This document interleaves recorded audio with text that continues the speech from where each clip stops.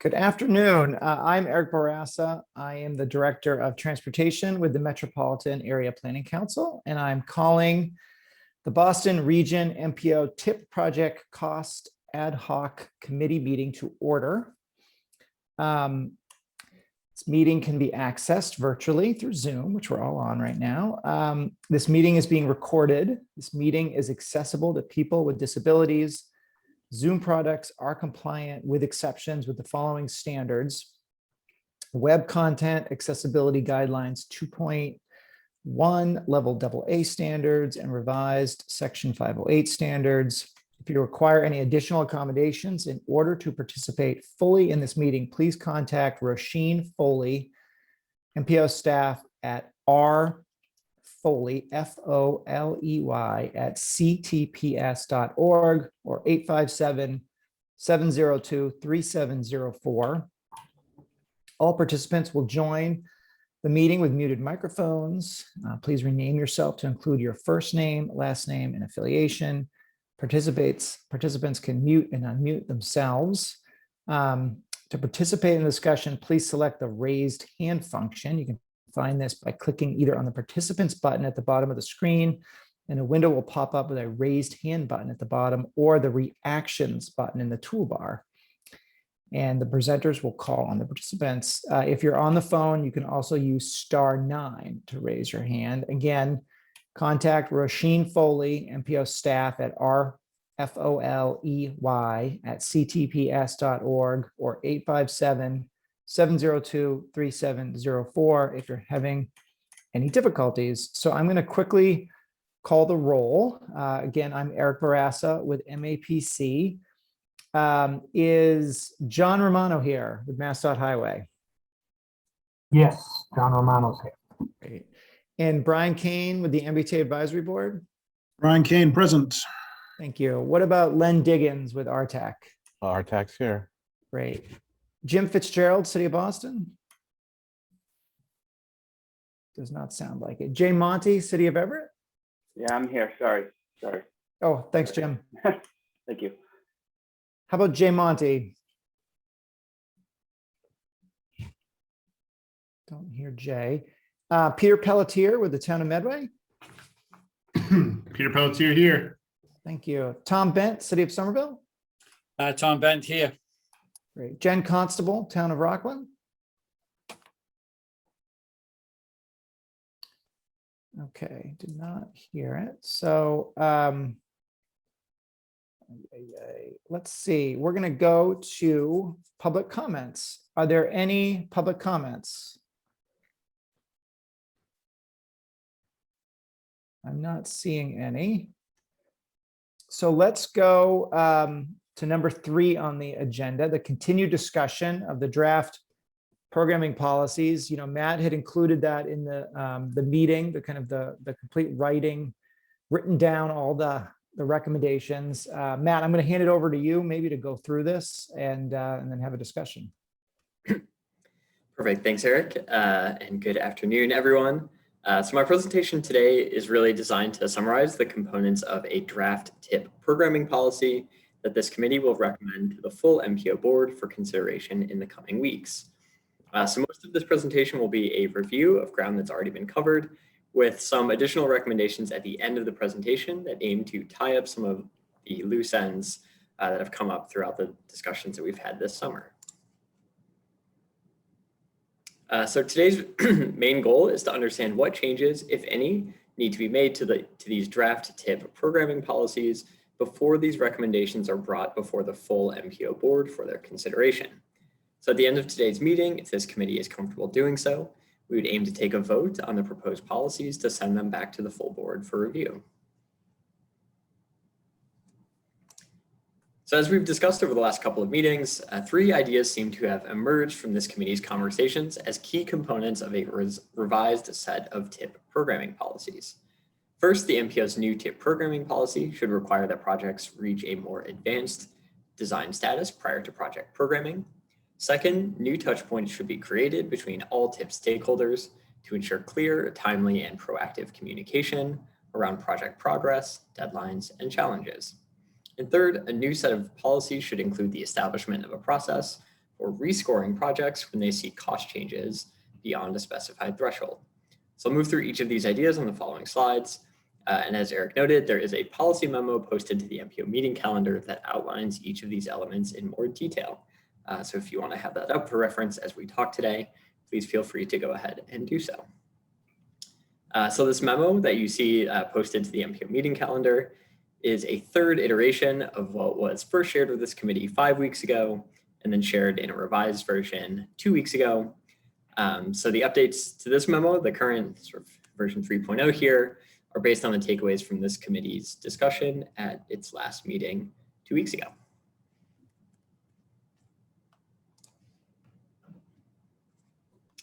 So again, just to sort of recap what all is in there, beginning with the recommendation to consider changing the required design status of a project at programming. This proposal sets a higher threshold for project programming than what is currently required by the MPO. So as we've discussed, the MPO only requires currently that projects be approved by MassDOT's Project Review Committee prior to having funding allocated to them in the TIP. This recommendation here is to raise this threshold to require that proponents have submitted their 25% design plans and have received an updated cost estimate from MassDOT based on this submission. So again, this is not requiring full approval of 25% design plans, nor is it requiring that a design public hearing be held, which is also post 25% design approval. So this is just requiring that the 25% design submission has been made, MassDOT has had a chance to at least review it and update the cost estimate before the MPO selects a project for funding. So this policy change would be accompanied by 3 other complementary changes that are designed to create the greatest chances for success for all parties. First, the MPO should formalize a preliminary project evaluation step to allow proponents to have their projects scored by MPO staff prior to advancing to 25% design. This would provide proponents guidance on how likely their project is to receive MPO funding before significant local funding is invested in project design. Projects could be scored anytime after PRC approval, as they are now, and these scores could be shared with the MPO so that the board has an understanding of the projects in the pipeline for funding in the near future. Second, the MPO should establish a year-by-year project development benchmarking system to set clear expectations for proponents from the time of TIP programming until their projects are advertised for construction bids. And finally, MPO staff should create additional supporting materials to help proponents understand the TIP process and move through it smoothly. Such a how-to guide could include things like the project development benchmarks that I just mentioned, as well as links to MassDOT resources that help to facilitate the 25% design submission and other critical steps. There's some discussion at our last meeting about whether or not the 25% programming threshold should apply to projects programmed in the MPO's long-range transportation plan. This committee seemed to generally agree that these projects tend to have the potential for large cost increases given their generally larger scope. And so waiting until the 25% submission is appropriate for these projects as it is for other projects under consideration.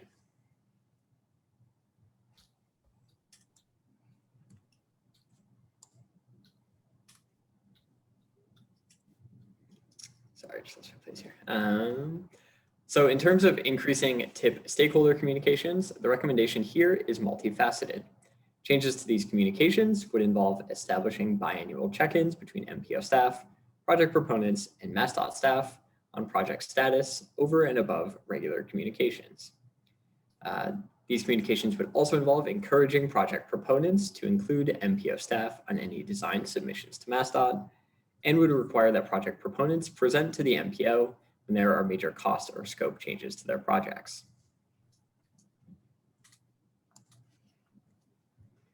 We had a brief discussion last meeting around the enforcement of these new communication standards. From that discussion, there seemed to be general agreement that proponents who do not participate fully in the newly defined engagement process could risk changes to their project's timeline or funding status. And finally, our third recommendation is to establish a clear and consistent policy for rescoring projects when costs change beyond a specified threshold. This proposal involves a multi-step process that projects would move through in the event of a cost increase. So as we discussed last time, we're proposing a threshold for triggering this process of $2.5 million for projects over 10 million in base cost, or 25% of project cost for those projects under $10 million. This number was chosen because 25% is the average cost increase to 100% design for a project that has historically been programmed by the MPO at 25% design. And that's again covering sort of a 10-year period that we've used as a sort of data comparison basis for these conversations this summer. So exceeding that 25% or $2.5 million threshold in any given year would trigger step 2. So if proponents exceed this threshold, they would be required to attend an MPO meeting to explain the causes of their cost increase to the board. If the cost change is the result of an updated project scope, proponents may request that their project score be updated to reflect these new changes. The new cost and score would then be plotted on our four-quadrant cost effectiveness matrix, which we discussed over the last few meetings.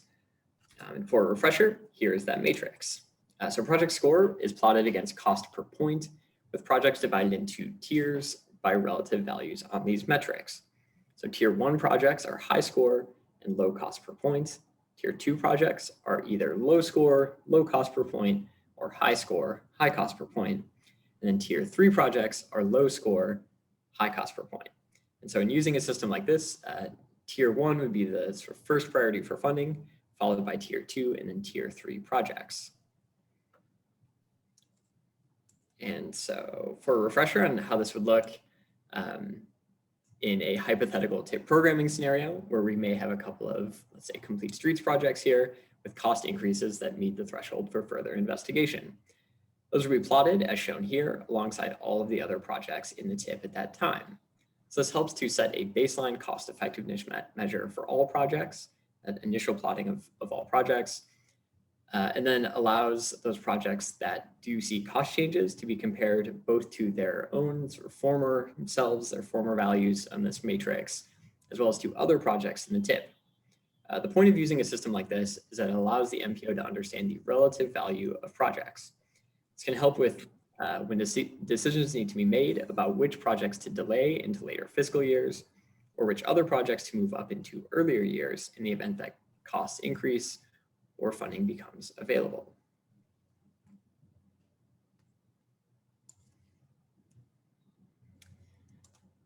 So in addition to assessing the cost and score of projects with increases, the proposed process would follow regular MPO practice, where board members take into account a host of other information in deciding how to handle cost increases. The board would likely want to consider the cost, score, and readiness of other program projects, the availability of funds across fiscal years, whether or not the projects with cost increases have had prior cost or readiness issues, and the distribution of MPO funds across investment programs, among other information. This makes the 4-quadrant system that we just talked about just one of a number of tools that the MPO will have in its toolbox to interpret cost increases and assess possible paths forward. From there, the board would need to make a decision on each project. So the board may elect to fund the cost increase in full in the project's current fiscal year. The board may elect to fund the cost increase, but delay the project to a later fiscal year. The board may choose not to fund the cost increase with the requirement that the proponent either seek additional funding from another source or value engineer the project to reduce the cost increase.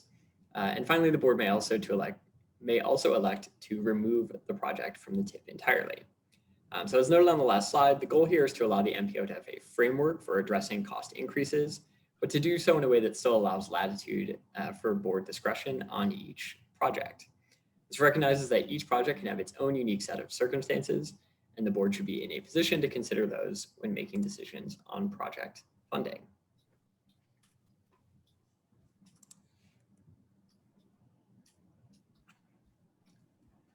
Some final thoughts here on this process are that proponents would be given an opportunity to provide written or oral comments to the MPO in response to any decisions made by the board. This reinforces the notion that the TIP process is one that is very much a collaborative one across all stakeholders, that any changes made to a project's funding or status should be done in conversation between the board and project proponents. This process would play out whenever decisions need to be made about project funding. So this could happen during the normal TIP development process each spring, so the sort of February through April timeframe that we usually make major sort of decisions about the forthcoming tip.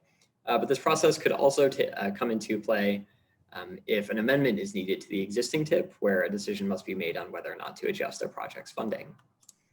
And again, the MPO should reserve the right, as with sort of all of these policies, to suspend this process in the event that exceptional circumstances arise or the like.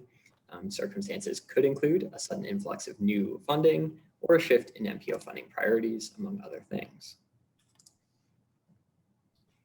So at our last meeting, there again seemed to be sort of general agreement that the approach that we talked through here, that I've just outlined in the last few slides, would work well, especially if it's used to both establish a baseline cost effectiveness measure and to reevaluate projects when costs change significantly. We also discussed the benefits of introducing other metrics, such as cost per mile or cost per user, into the MPO's programming discussions as another method of gauging a project value. So the intention would be to include such metrics alongside project evaluation scores and other project information that is typically brought to the board during decision-making time each spring.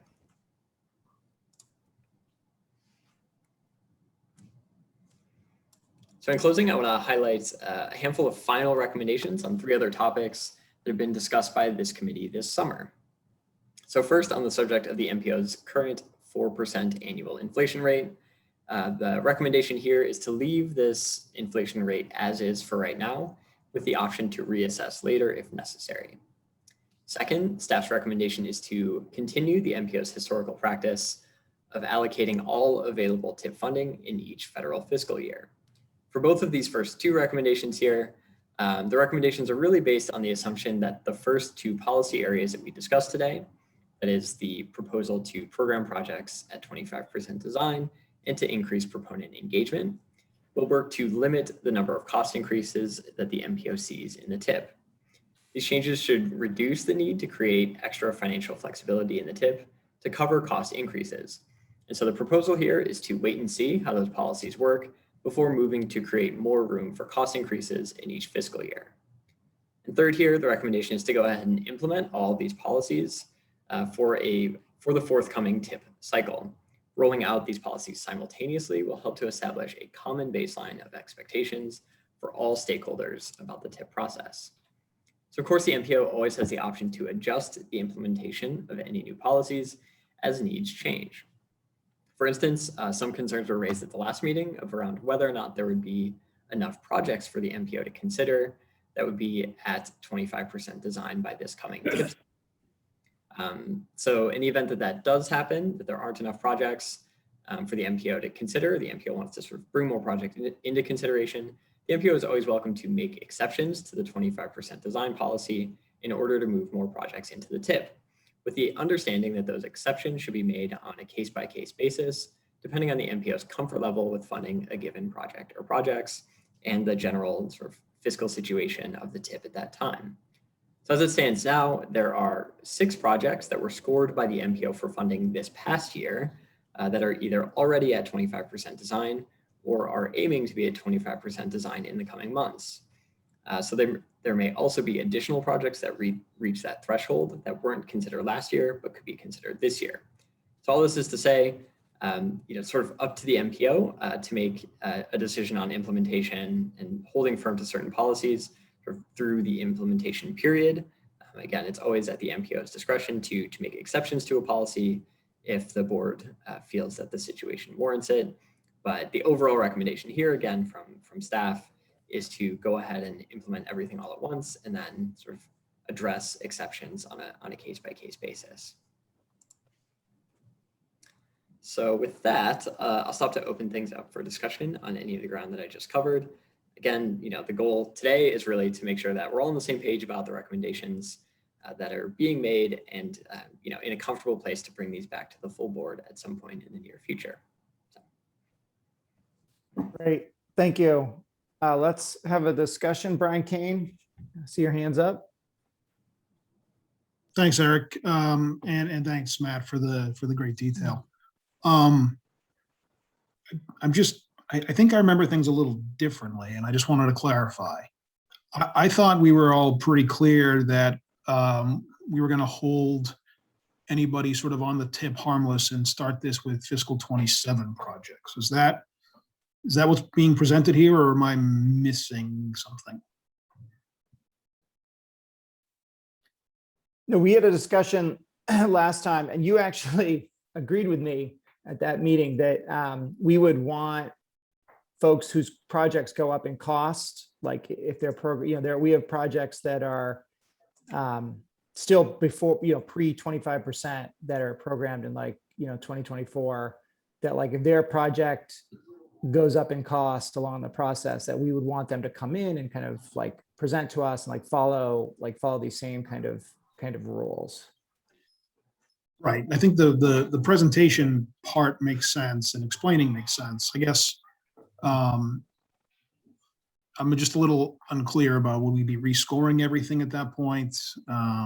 So I think if there's a project, program now in 2024, 25, and as we get there, it goes way up in cost, I think we would want to kind of reevaluate it and have this discussion. And again, that would then inform what kind of action we would take, whether we would, sometimes you have to move projects out, right? To make room, and so the scoring would inform which ones we kind of move out based on, it's a combination of things. Sometimes you have to move the project out that just makes the most sense because that's the funding that's sort of available. But it would be a little more the idea here is that this is more, of a rational process for making these decisions than just sort of picking something kind of randomly. All right. Well, let me think about this. Thanks.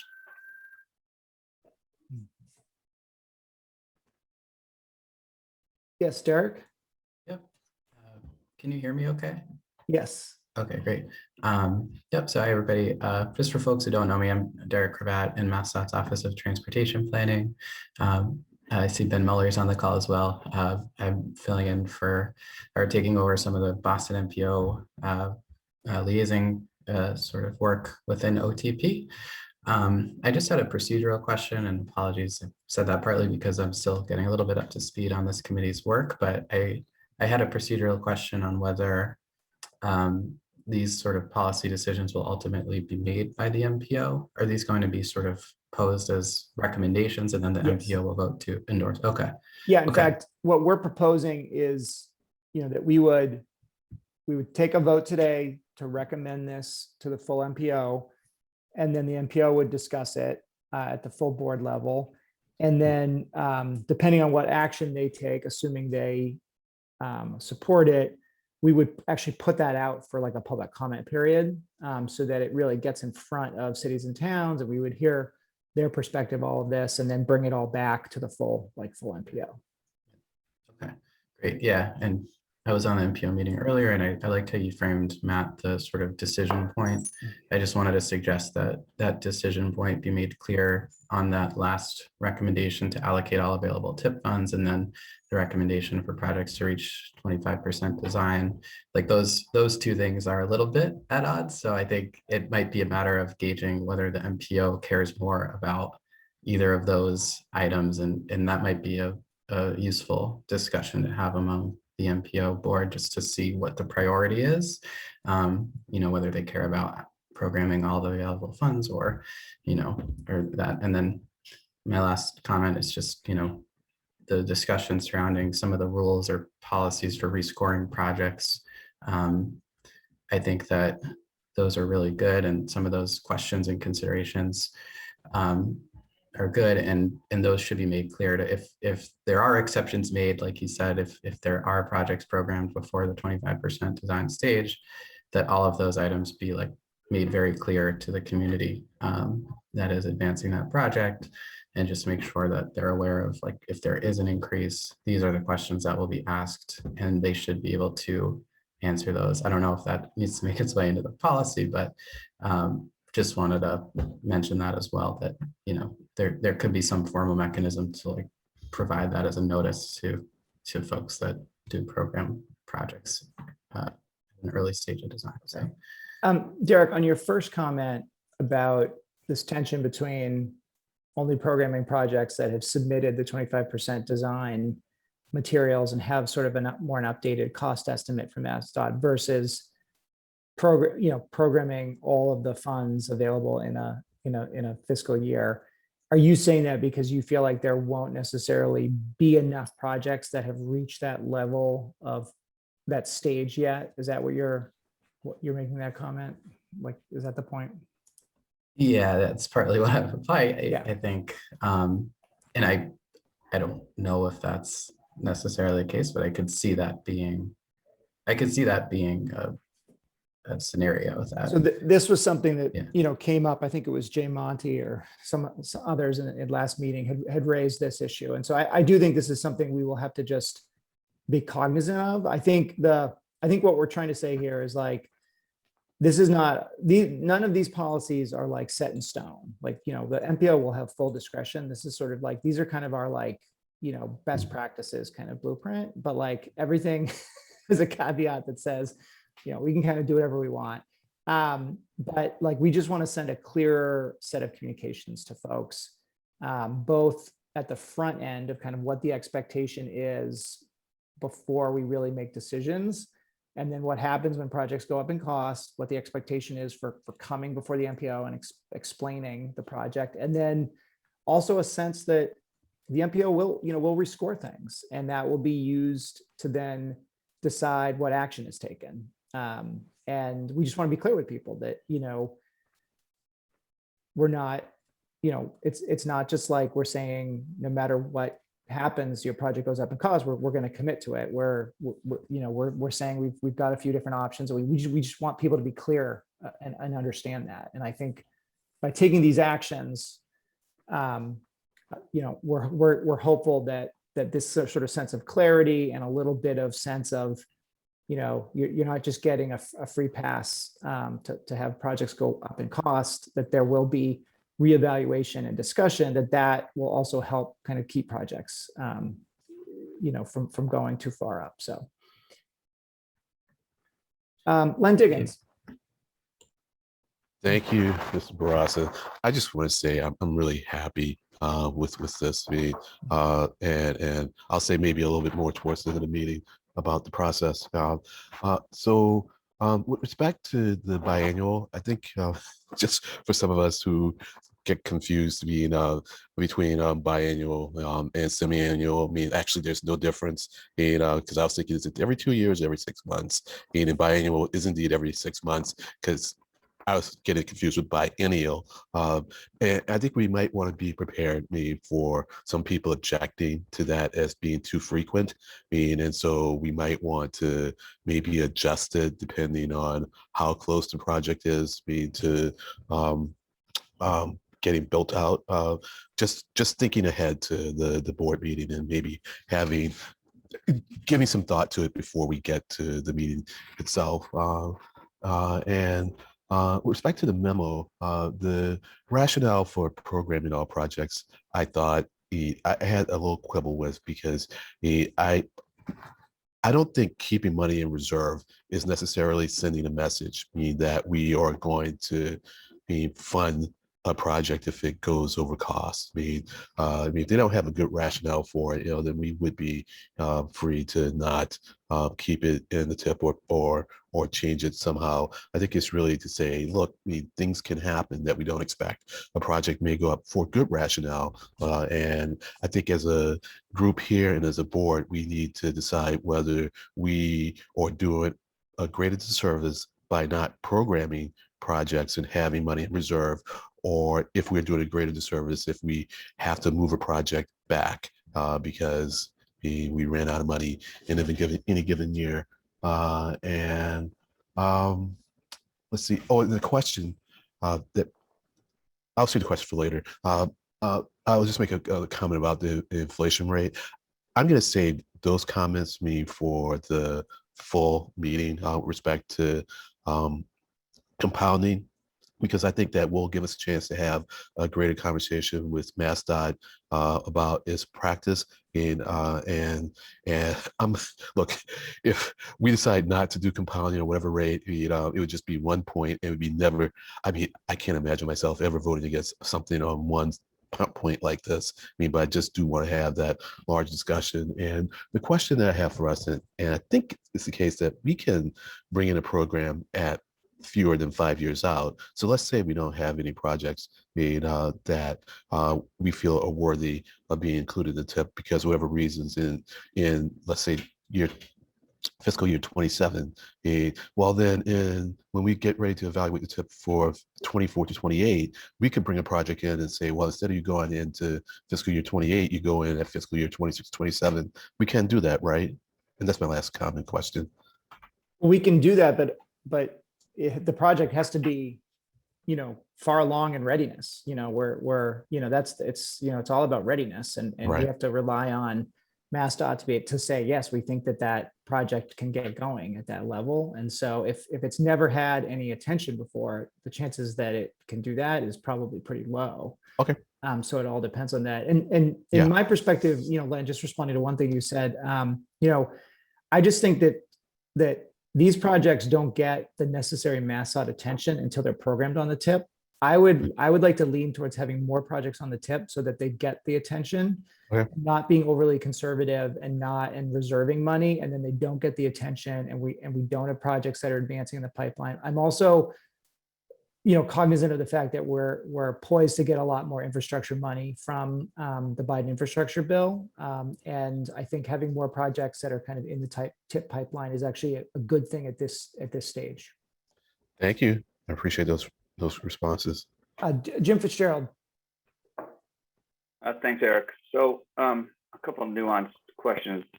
On intervention number 2, definitely like the idea of, biannual check-ins on projects just to get more eyes on it.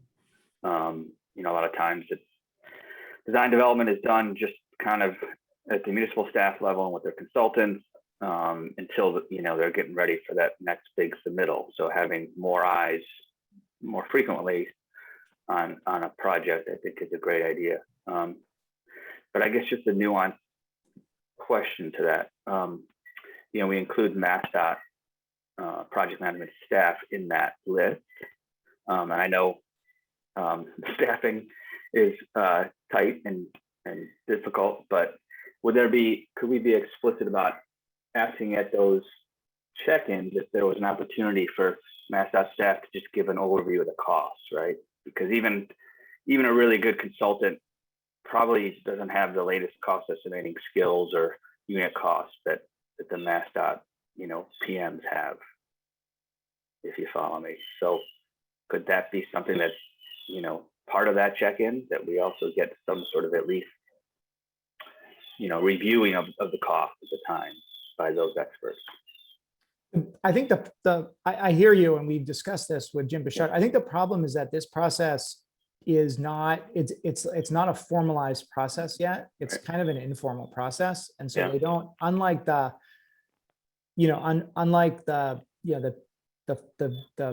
project initiation form and the 25% design, like those things have a sort of more formal process for getting an updated project cost. I think the concern here is that meeting will happen, and then there won't be a formal way of actually getting an updated project cost to MPO staff. And so then we're kind of left in the same limbo where we might just be carrying forward the project, the PRC project cost, and that doesn't really do anything for us. So, I think this is where I think Matt Genova has done a good job with this document, to sort of say, like, there is some wiggle room here. And I think if we're in a situation where, when it comes TIP season and proponents come to the MPO and say, we haven't submitted the 25%, but we did have the meeting and the updated cost is this, and they present to the full MPO board, we could hear that, right? And we could make an exception, based on that. But I think in general, what we're trying to say here is we want an updated project cost, and we really think the 25% submittal is the right kind of step for that. But the time with which MassDOT has an ability to review a 25% submittal budget, right? Like a lot of the times these things, the timing is really tight, and people are scrambling, right, to get their submittal in, and and I know it takes a lot of time and a lot of resources to review a 25% design. Is there any way to kind of like at least accelerate a review of the budget or something? I don't know. I mean, I'm Yeah, worried about like you submit the 25%, and understandably, it's going to take MassDOT staff a long time to digest it and review it and get into the costs and the elements of it. And I know that they're all related. You know, you need to review the engineering of it, and that relates to the cost. But so I'm just worried about, you know, that delay, I guess, following submittal, from which, you know, the proponent can get a good read on cost, right? yeah. I'm so glad I see John Bouchard with his hand raised. John, please, can you respond to that? I don't know if I'm that surprised or happy, but I'm here. Jim, appreciate the question. When we conduct our reviews at our milestone submissions at, 25, 7,500, even at PRC when the project is first initiated, it's not just the estimate that we would obviously in an updated estimate in an interim is something we can certainly look at, but it's all the pieces that go into the estimate.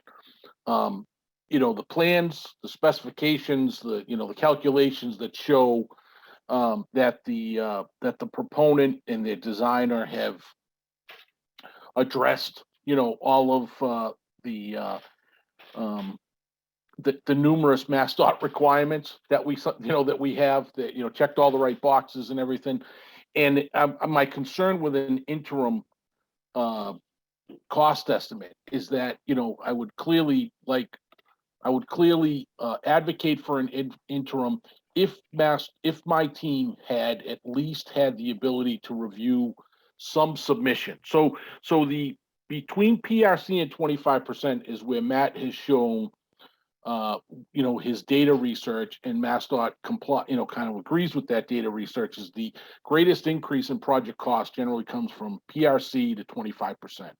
And the main reason that we've seen that cost increase is that at PRC, it's an idea, and at 25%, it's an actual design. And, an idea to say, hey, we'd like to reconstruct Main Street or Route 10 or whatever, I don't need the specifics, but we want to reconstruct this project or this intersection or this bike path or build a bike path between these limits. And then when you start to do the design, you encounter, we need to do this. We got to go around this. We have to stay away from that historic location, or the material under the roadway is poor, so we have to do full depth versus a resurfacing. And those are the elements in the design. But if we've done a 25% or a 75%, et cetera, and there's an interim cost update, in between a submission, then that would be something that our district office should be able to at least put some, the PM should be able to put a little time in just to see if all the right things are there. I mean, but it just, I wouldn't want to get something that was kind of out of the box, that we hadn't conducted at least one cursory review, and then try to identify where some of the trapdoors might be in the project. And I'm a little bit overcommitting, a little bit of my team, because as you said, we're short staffed and we're trying to deliver, a program. I think that what this committee is doing and what other MPO regions are doing is trying to get a better handle on project costs. That way, when we get near the end, we're not making wholesale changes in our tip list because, we don't have enough funds available to deliver the project. So I think that getting in front of that, as this group is doing, is important and commendable, and I appreciate the effort. We're just, I think that, my team would do our best to try and get you something, and, through the PM, and say we have, most of our submission guidelines are, we have checklists with each of our formal submissions, and in that checklist, one of the line items in there, usually near the bottom, near the, one of the last items that are in there before it's going to be stamped and signed by the designer's chief engineer or principal in charge on the project, is the project cost in line with the tip amount? That's something that's done at every at every submittal that particular form. And that needs to be, there's some creative wording that is used in that response, that it is or it isn't, and then the explanation. I think one of the items that we've identified, as part of that, and I think we did this, just in the last year, when we were talking about the add-ons, the contingencies that MassDOT applies to the project need to be programmed in the tip. And some of the members didn't realize that, they thought we were adding this on at the end and just, oh, these are things that get added on. So I did, and I'm going to send this through Eric. We got a copy of one of our normal letters back to a community saying your project's been programmed. You need to account for these things in the body of the letter that say, these need to be programmed within the tip as part of the project. And that's an area that we continue to struggle with the designers, both our own designers as well as designers working for proponent cities and towns, is that they engineer to the value versus they engineer to the value plus the contingencies. And we're trying, I'm looking at ways that we can get that information better circulated to our designers such that, I don't know. I was a designer for 26 years. I knew the mechanics of it, but sometimes there was some nuances to the way it was done. But that's a key point that I want to make sure we get to the MPOs, and that the MPOs are sharing with the members in the communities that are proposing or proponents for their projects, is that those contingencies in general need to total this and should be added to the construction cost estimate, the bottom line of summary of items, so to speak, to make sure that we have funds at the end when we get there. And I'm gonna share that with Eric. I was able to get a copy of it. I because of the mechanics of Zoom versus Teams, I will get it to you soon, and we can share it with the committee and then the full MPO group.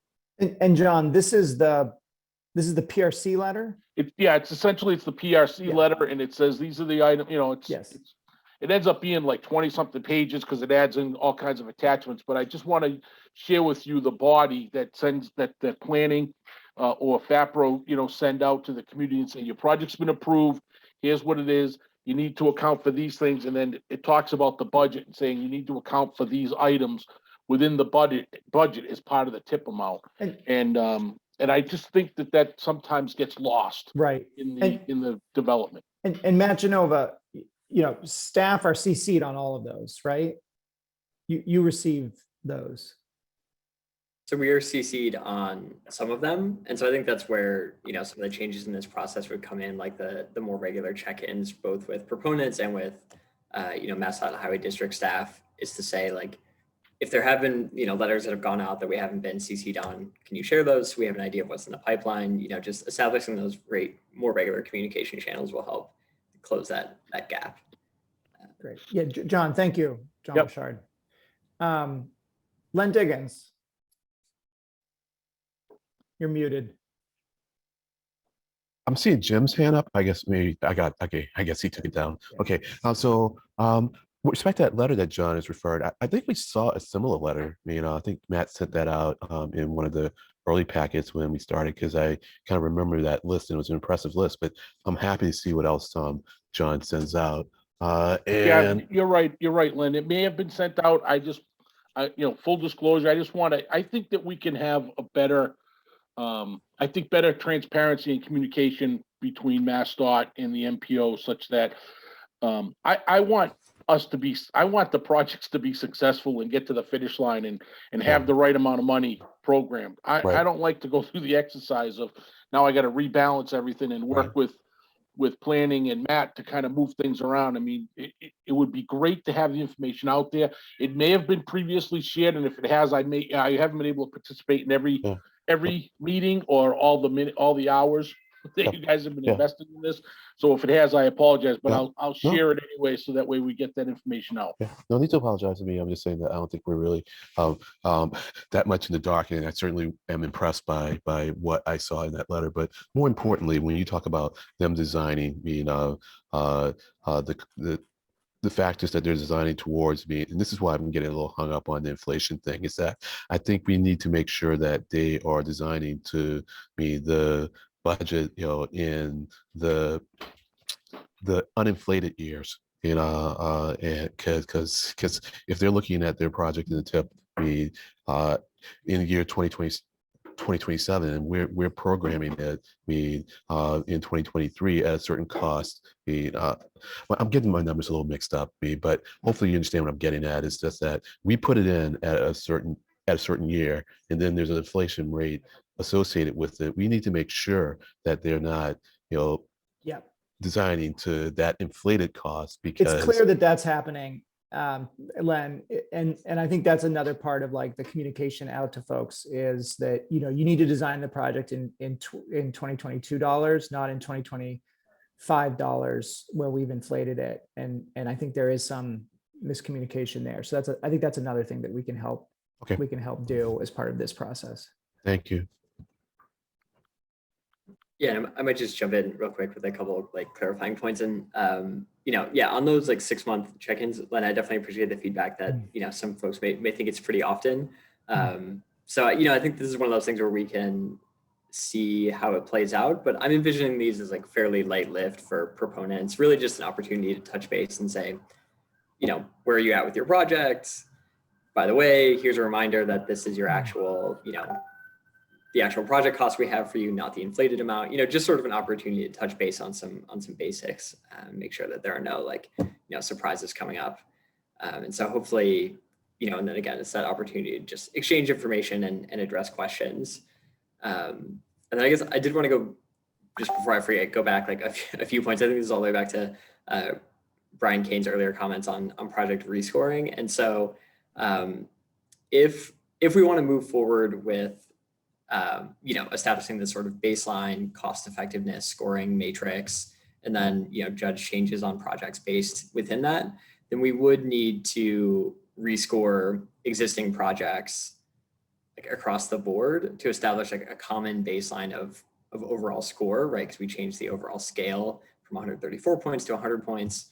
But I just want to clarify that in terms of holding projects harmless, like that rescoring exercise would not impact any current projects' current status. It would just be to establish that new baseline that everything is then compared to. Then obviously if those individual projects have changes in their cost, then we would assess potential changes to their status at that point. But otherwise it's really just an exercise to get everything on the same scale, if that makes sense. Yes, thank you, Matt. John Romano. Thank you, Eric. So I think we need to better find a way up front, as we're all talking about here. Like the first number we see from these people needs to back off these other costs. So if a project is $10 million, just say, right, they need to show us the actual design cost is, 8 million, and the all-in cost is 10 million, based on the police and contingencies and everything else. They can't just show us a number of 10 million. We need to stop accepting that as the number. They need to be able to show us. And if they don't show us that up front, we have to say, we're not going to program you on the tip until you show us that, right? I think it's just that simple. This is so basic math. It isn't funny. The other thing is that maybe we should be using as an example for a reason for you to get rescored, or the possibility for you to get bumped out of the tip, is that when you come to us with a cost increase, if you actually didn't do what we just said at the beginning, and you're now saying, oops, we forgot about the police and the contingencies and everything, and we designed to the original number, well, sorry, we don't have that extra 2 million for you now. Go figure it out. Go redesign your project and come back to the real number minus the contingency. It's like that. I'm not saying that's the only reason why, clearly not the only reason why we end up in trouble, but for the projects to do that, somebody just not following a basic rule, a basic principle. It's like, we should be able to do that. So those are I like everything else we're doing. I just can't believe we keep getting stuck on that, and that we still have designers. They're not like 5-year-olds. like they need to follow the rules. Well, I will tell you, John, thank you for those comments. And again, I think this framework, having it in writing, getting it out in front of people, I think will help. And I think this process alone has educated me, and I think the other members of this committee, to be asking more questions during the tip development cycle. And these are some of the questions I think we will be asking proponents before we program them. Some of these questions about what is included, in their cost estimate. I think this is, educating us to kind of ask these questions and again, really get it in front of folks. So yeah, I agree with you about, really making sure that all of that is included in the get-go. So are there any other, questions about what Matt has presented and the kind of the direction we're interested in going in? What I'd like to do is, we've had some discussion here. I feel like we're reaching consensus, but I guess what I want to know is, I don't want to rush it. I'd like to take a vote. I'd love to send this to the full MPO board to then discuss it at one of the next MPO meetings. I think we should get this out soon if we're planning to incorporate it into the next tip development cycle. But I guess what I would look for is if folks feel like they want to, please raise your hand. Let me know if you'd like to have another meeting or some time to think about this before taking action, or if you feel strongly like you can't support anything that's in here. I would appreciate knowing that.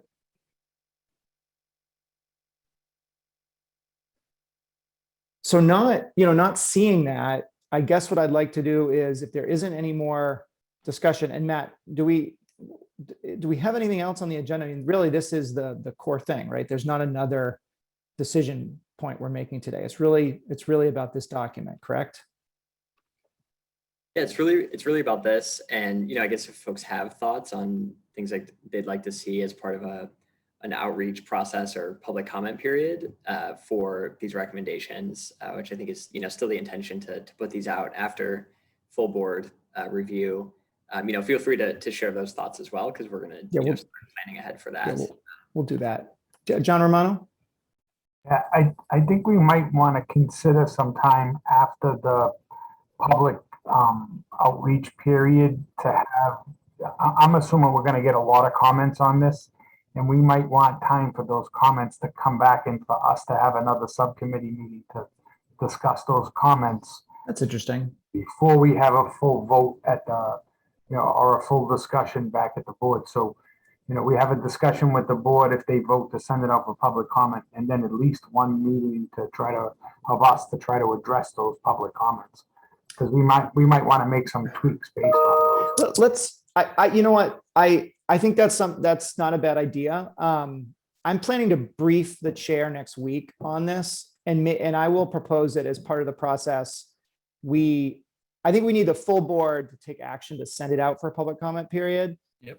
I think then, based on that public comment, if we do receive a tremendous amount of comment with lots of very detailed things that require a revisiting of this, then I would propose that we then bring that back to the subcommittee to discuss and address, and then bring it back to the full board. I know that sounds a little herky-jerky, but I think that could be a good process, because it is this is kind of complicated.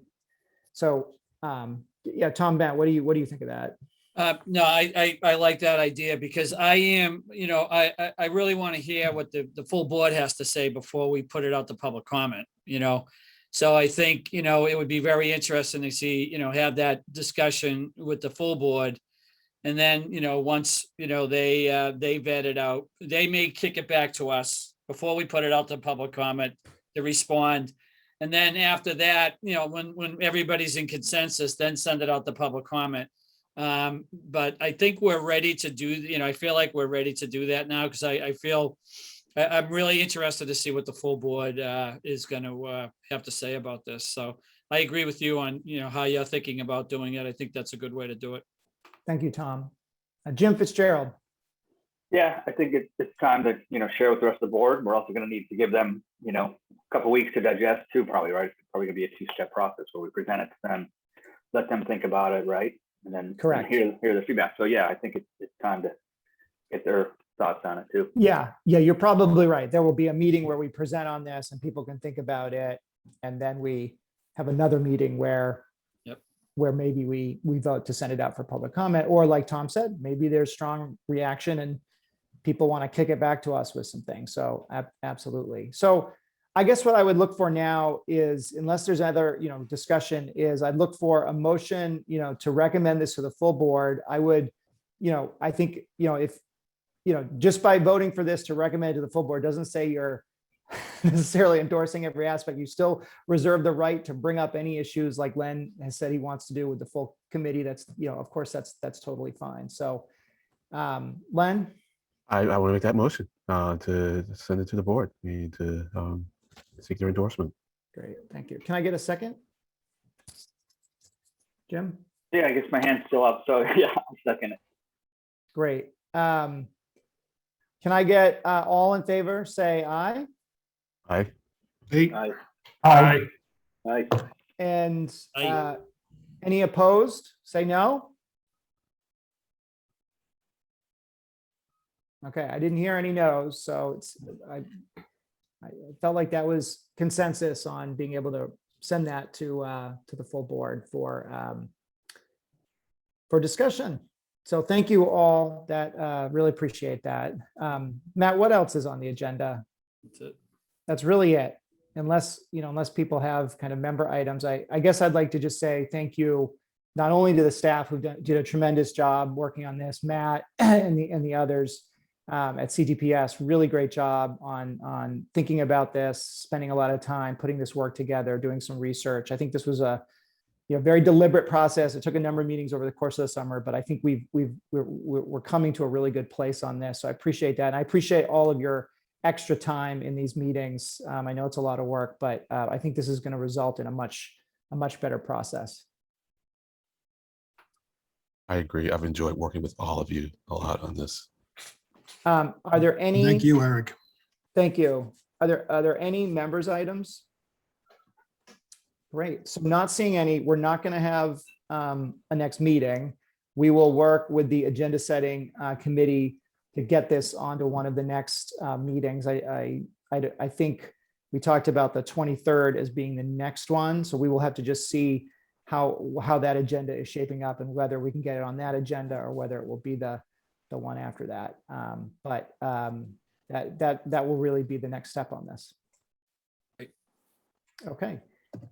So I'm going to look for a motion to adjourn then. I'll make the motion. Second. Okay, without objection, we are adjourned. Thank you all so much. This was really great. Rob, everyone. Eric. Take care. Thanks all. Thanks, Eric.